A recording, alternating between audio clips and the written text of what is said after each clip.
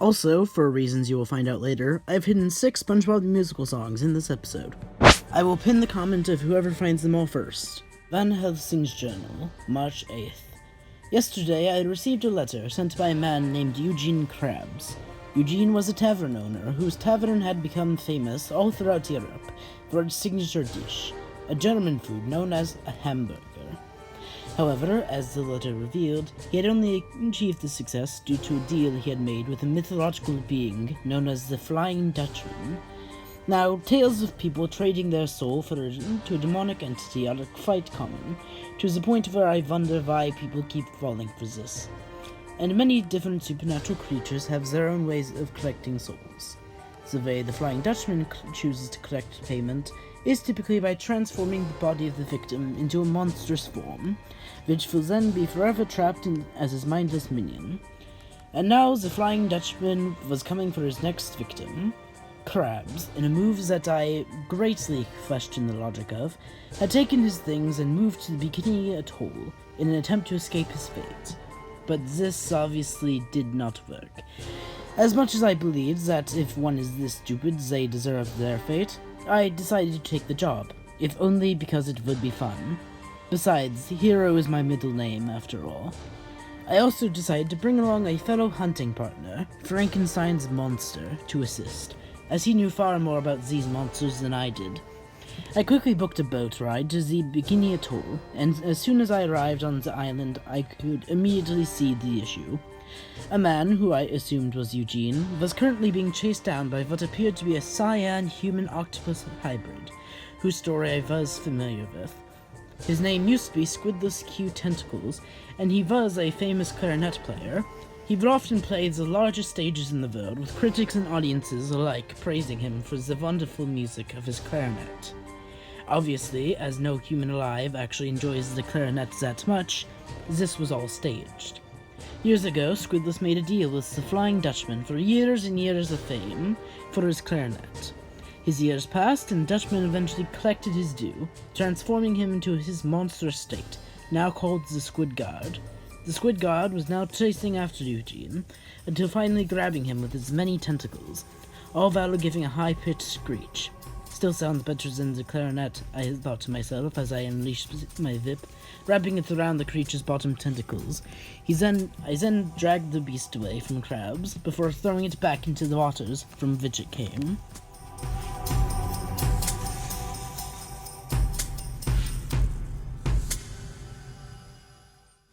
Ah, Mr. Van Helsing, another dead guy, Krabs said. You're late. I simply shook my head.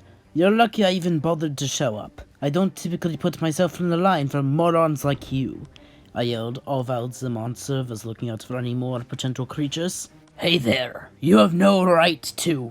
The Flying Dutchman is a water-based paranormal entity. Only an idiot who had not known that information would have chosen to go to a deserted island in the middle of the ocean. Oh, fine. Get me out of here then, Eugene yelled. I, however, shook my head. As the creature stated, the Flying Dutchman is a water-based entity, meaning that his power comes from the very ocean itself. Leaving the island, and therefore going straight into his domain, would be the equivalent of suicide, I explained. So what's your plan, wise guy? At this point, I was just about ready to leave the island myself and let him die, but the monster, having gotten used to people treating him like this, was still patient. Well, fortunately for us, the Flying Dutchman, as well as most of his minions, only attack at night. The sun quickly dries them out, so all we really need to do is last until morning. After that point, there's only one monster that we have to worry about. The rodent. Rodent? What rodent? I explained. The rodent is the only one of the Flying Dutchman's minions that is capable of operating in sunlight. She's a humanoid squirrel and, for a short time, was an ally of ours. Before her transformation, she was a paranormal researcher named Sandra Chekhov, who traveled the world researching and hunting paranormal creatures, such as the Flying Dutchman.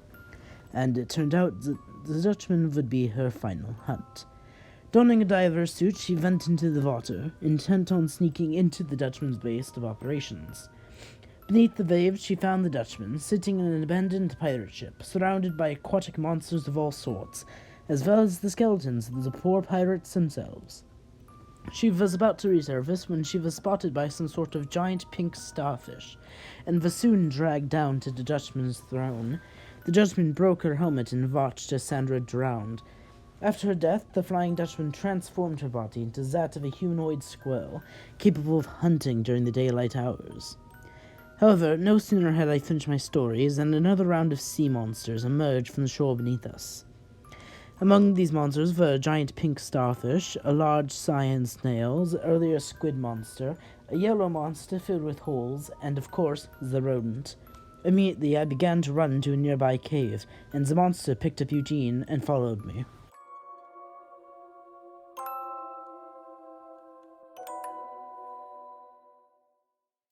This video was sponsored by SpongeBob the Musical at Elkhart High School. Now, here's some quick information about my school and my hometown in general. We are poor as dirt, and I'm honestly shocked that we even have a theater program. So, click the link below and donate. Anything helps. Hello, I like money. And now, back to the show. Fortunately, I was able to find an abandoned treehouse, sitting in a palm tree. It was old, decrepit, and looked like it would be falling apart at any moment, but it would work as a shelter for the next few hours. We chopped to the top of the treehouse, and the monster began lighting fires in the windows, both to create light and heat, as well as to ward off most of the monsters. Whilst he was doing this, I climbed the roof and kept a lookout for any nearby attackers. Krabs, meanwhile, kept complaining. Why are we doing this? What's going on now? Why are you on the roof?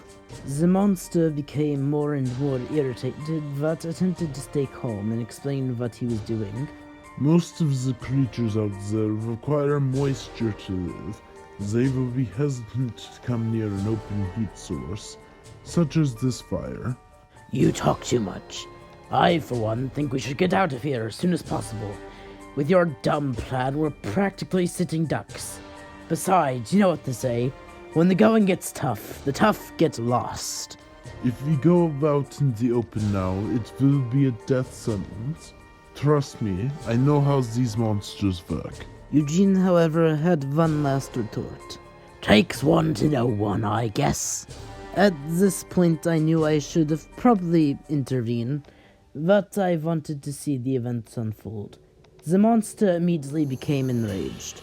Look, Krabs, I am out here trying to save your life. You are the moron who made some dumb deal with a supernatural entity.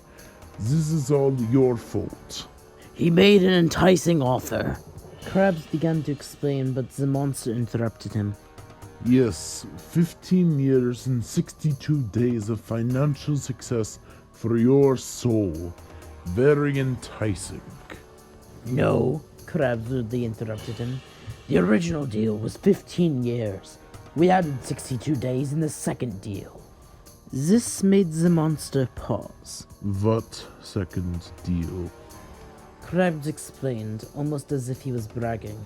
Well, right before my time is up, I managed to convince the Dutchman to give me 62 more days by giving him the soul of one of my employees, a chef named Robert. That weird yellow sponge thing kind of looked like him, funnily enough. You sold one of your employees' souls for a mere 62 extra days? Let me tell you a thing or two about business, boy. It's a dog-eat-dog world, and you have to do whatever it takes to stay on top. Well, in my book, you're just as much of a monster as those things out there. I was about to intervene when I heard the familiar sound of squeaking. I quickly unleashed my whip, and it wrapped around the arm of the rodent. "Monster, I need assistance," I yelled, but quickly found that we had bigger issues.